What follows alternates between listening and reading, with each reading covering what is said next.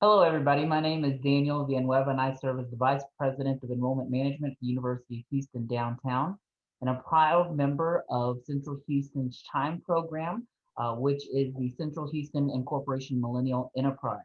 As part of that program, we're featuring one of our interests, a personal interest of mine, which is Theater Under the Stars, and the programming that is brought to Houston, produced here in Houston and downtown. So today we're joined by two of our dear friends, Ms. Hillary Hart, who is the Executive Director, and Dan Knechtges, who is the Artistic Director. And we're going to bring a couple of questions to them about how Theater Under the Stars is doing in this era of COVID, where we're planning to go next, and what's on the horizon for Touch. They've been around for over 52 years, and we're so excited to hear from them. So welcome both Hillary and Dan to this segment. And we're so excited that you took some time out of your day to join us. Thank you. It's a pleasure to be here. Thank you so much, Daniel. You're welcome. Thank you so much. Can you tell us a little bit about how you guys are reaching out to the millennials within downtown Houston and the Houston region who may or may not be engaged in theater, specifically the Touch productions that you're producing here in Houston? Do you want to start, Dan, or would you like for me to? Why don't you go? I'll ladies first. Thank you.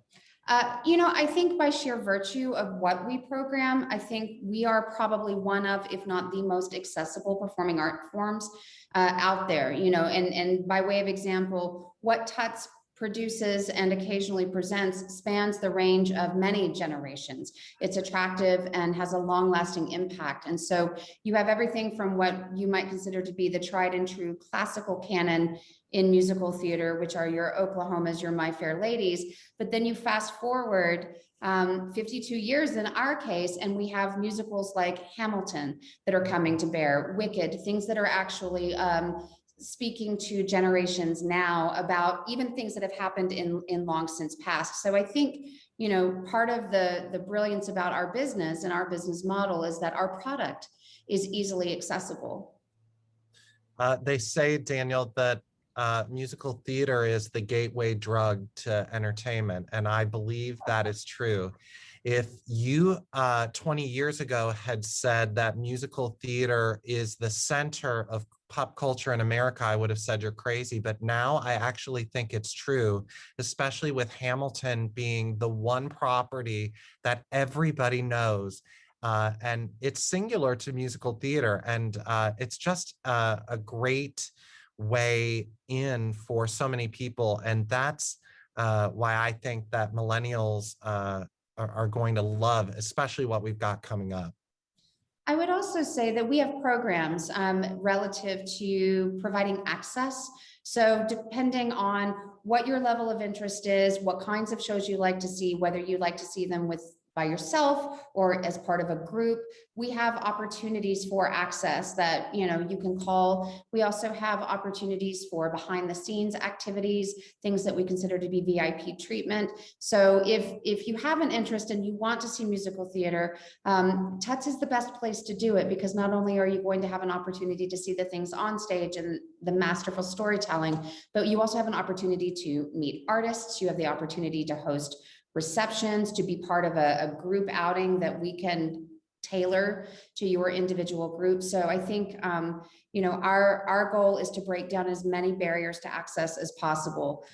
So hopefully that does speak to the millennial generation, and hopefully it speaks to every generation. I think we're all part of one community. We certainly are, and the theater brings us all together. And as you said, Hamilton has transformed a new generation of theater goers who, just are more and more attracted to the productions that are being released and rediscovering the traditional shows that were long since, our foundation. So, and the next question is a really broad question, but in terms of COVID, we know it has transformed all of us. Today, we possibly would have been in person, but here we are live on Zoom virtual. Share a little bit about how COVID has impacted the industry in Tuts and what you guys are doing and what the actors are doing, possibly the stagehand, stage crew members. And I'm a musician, so I'm always curious, what are our local musicians? What's been that impact? Well, I think maybe I could just take the first part of that, which is establish what happened, which we were halfway through, or 4 shows through our 6-show season of the 1920 season. Mhm. And we were about to open Pure Country, which was set to be the first large-scale new musical that Tuts has done in quite some time. And the day the principal actors arrived, we shut down, or had to shut down, at quite a significant loss. And that said, we also then canceled Newsies, which was, both of those shows were doing very, very well in ticket sales for us. So we not only, as Hillary mentioned before, had just the main stage, but we had a full range of shows that we were set to do. The Tommy Tune Awards, which is a high school musical theater award program that we were not able to do live. We had to go online. We have 2 schools, that one of which are students with disabilities, and they had to learn how to adapt on Zoom and virtual platforms, along with HSMT. They all went online, and we did it very quickly. It was a testament to our team, but it was quite a significant financial loss that I'll let Hillary talk about. The thing during COVID that I feel both I have a bad thing and then a good thing is that it really severely impacts all of our creative artists, musicians, actors, stagehands. They've all been out of work for such a long time. Now, that said, I think theater artists and theater technicians are probably the most they can adapt most easily and are scrappy, if I could say, about finding other jobs. I remember that I had to wait tables. I had to paralegal to be able to eventually do choreograph and direct and do my art. And I think many artists are able to survive and be very scrappy about that. So the resiliency is there, I think, but the financial impact is tremendous and it's very real. Yeah, we're fast approaching a $20 million revenue loss over the last 18 months. It's not, and I want to just say we're not unique in that. All of the arts across our nation and quite frankly, probably in most major markets across the globe are facing similar crises. Their modes of subsidy, though, are different in other countries. But, I would say that, we certainly had a permanent reduction in force early on. As Dan mentioned, we have artists with whom we regularly work and some new artists that were coming to us. A lot of pre-production. The way our business model is built is that we spend a whole lot of money up front on the promise that we're going to get some, if not all of that back through ticket sales. And so we were probably into production of Pure Country close to $1 million. So on top of the now nearly $20 million in revenue loss over the last 18 months that we've kind of experienced, or last year anyway, you're looking at, on top of, incremental expenses that are just kind of necessary. And so it is definitely a challenging time. We are cautiously optimistic about some of the CARES Act funding that is coming down the pipeline, specifically related to the Shuttered Venue Operators Grant. So that has the potential to actually help a lot of organizations across the country. I'll say we're cautiously optimistic because there's only a finite amount of money and you're not guaranteed to get any of it. So, but the fact that it's there is I think a beacon of hope.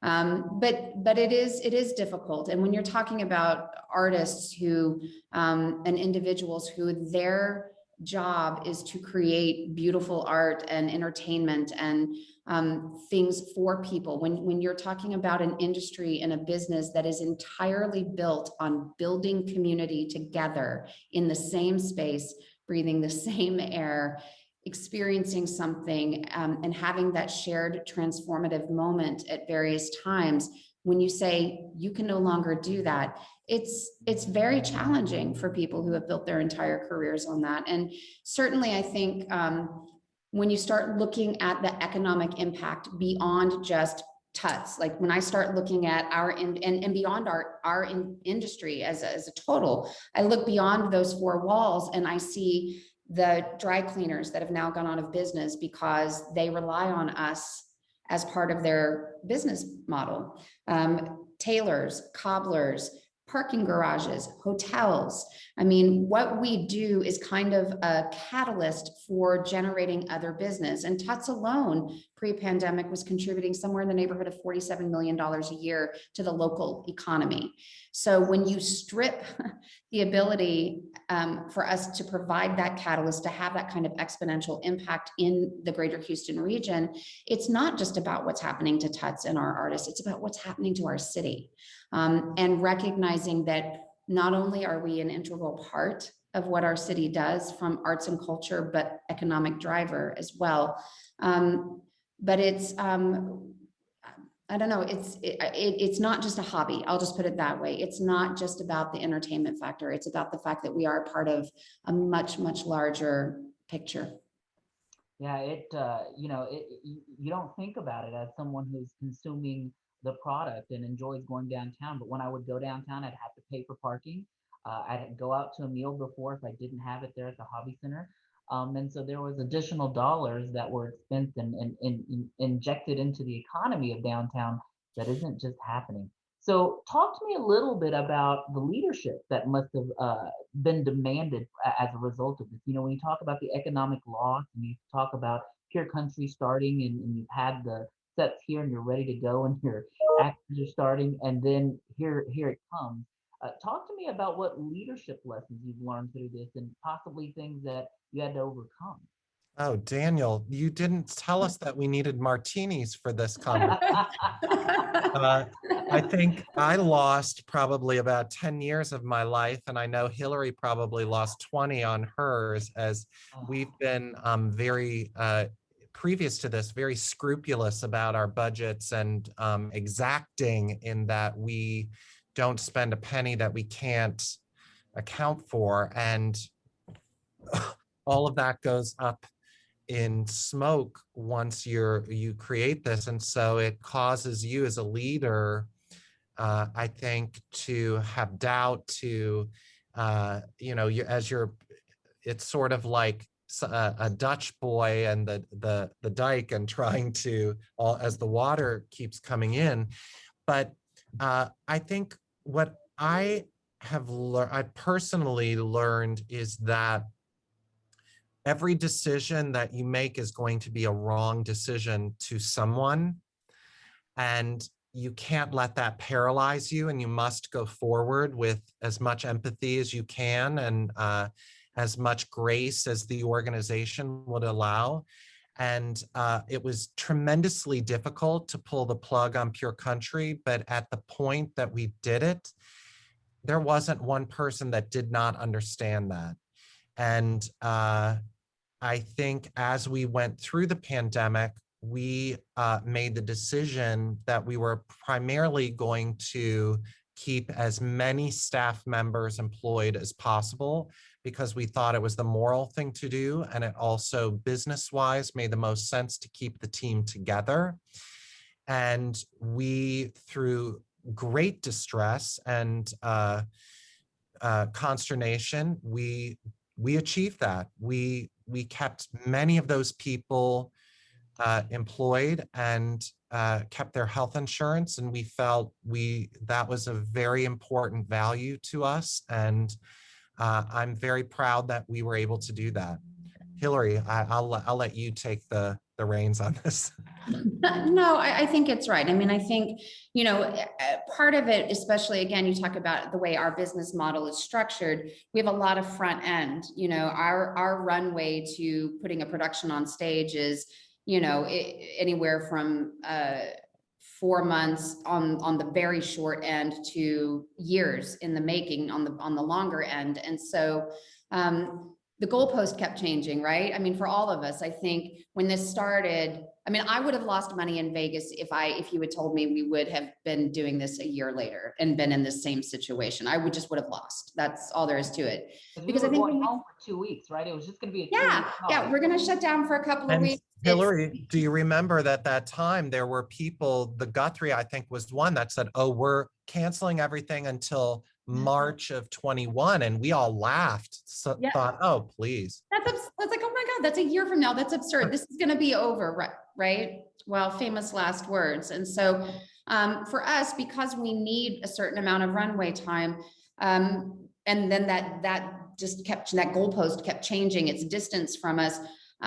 It became important to us, you know. I mean, I think Dan and I very early on in conversation with board leadership just said, you know, we recognize that we need to be frugal right now. We recognize that there are certain functions inside our organization that are not going to be doing what they do. And so there's some reduction that needs to happen in order to make good or, you know, judicious decisions.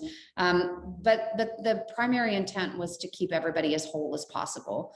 And so, you know, I think when you use that as kind of you use your moral compass as kind of the path forward, it does make some decision-making easier.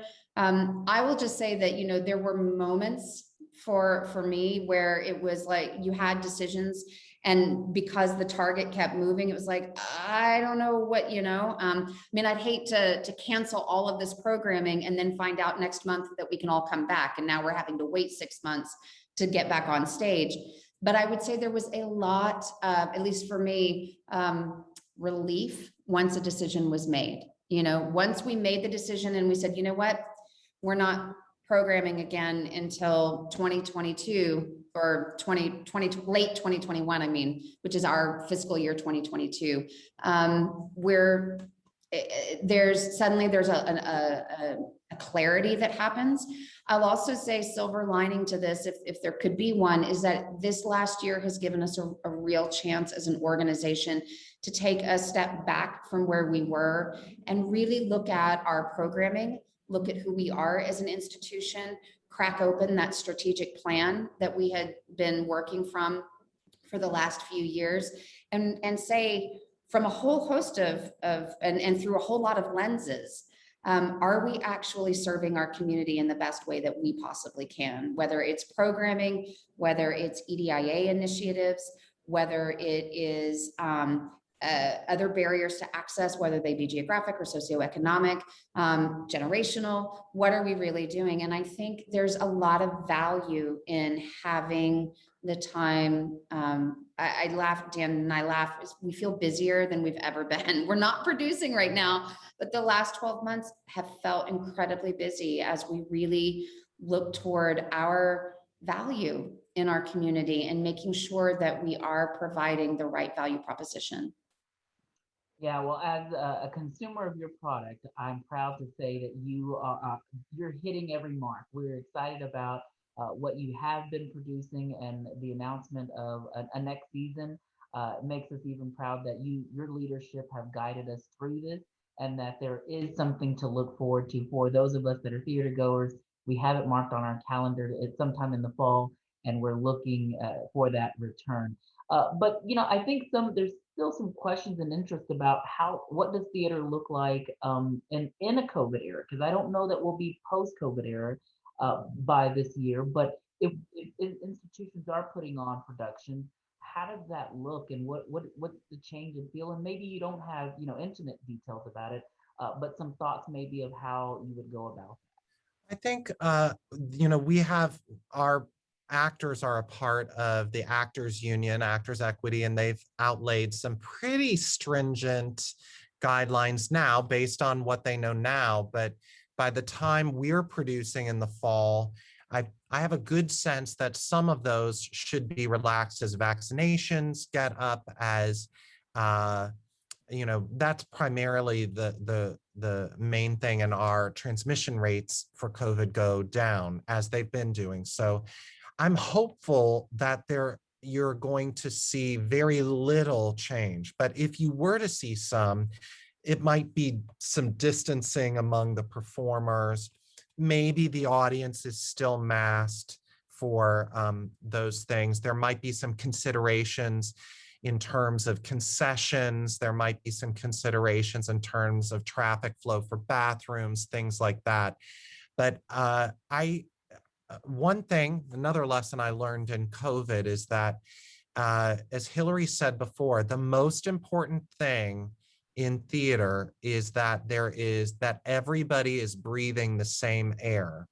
And that is the thing that was most devastating that we've discovered in COVID, is that the airflow is really probably the most important thing in terms of making it safe. And the Hobby Center is all up to date on the most recent protocols in terms of the system to make sure that everybody is safe, and combine that with masks if they're needed at that point. And I think we're going to be in really good shape, that you're still going to see performers from Broadway and local performers singing their hearts out and dancing their hearts out for everybody. Yeah, I think the Hobby Center, in fact, is the first, or what was now, but the first Global Star accredited venue, which means that they have reached all of the standards from a global sanitation perspective. It's almost, I liken it to the Zagat rating for performance venues, you know. But anyway, they've reached Gold Star accreditation. And they have made some significant investment. You know, we're fortunate in that they working with us, we've been part of a joint task force working with epidemiologists and doctors from Texas Methodist over this entire time. So not only have they made a significant investment in the venue, so yes, there's an upgraded air filtration system that is going to be in place by the time we welcome audiences back. There are touchless entry points now where there weren't before. We'll certainly be working on some ingress egress protocols, you know, to make it as touchless and you know, efficient and smooth as possible. But it's, you know, it's really going to be about just having the opportunity to come back. And I think, you know, yes, I agree with Dan. I think that masking is going to be a thing for a while. But I liken it to, you know, however you may personally feel about it, but, you know, TSA, you know, I remember right after 9/11, how long it took us to adapt to having to take our shoes off and our jackets off and laptops out of bags and all of that. And here we are. And now it's just, you don't really even think about it when you travel. So I think, you know, it's going to take some getting used to. And there may be a day when we don't have to, but I think, you know, it does not have to change the art, and it doesn't have to change the experience. And I think that's important to everybody, including the millennial generation. You know, I think having access to experiences, real, authentic experiences, is absolutely essential and critical, not only to just life in general, but also the recovery process. You know, we're a social species. We just are. It's genetic. It's part of who we are.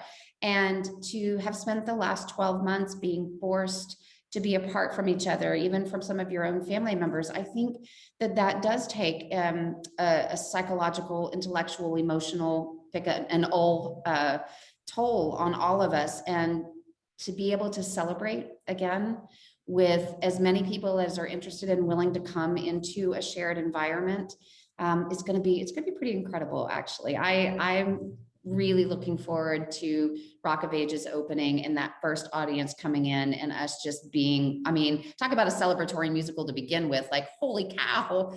Well, of course, it's probably not millennial generation. I'm dating myself, but it's my generation's music. So. But the other thing that happened during COVID that I really learned, I knew, but I really felt, was that nothing beats live theater. Not anything on Zoom. It just can't replicate that experience of you feeling the sound waves hitting your body from a person singing, from, in Rock of Ages case, the guitar wailing and the bass and the percussion, just the vibrating within your body. It's incredible. And the laughter and the applause, come on now.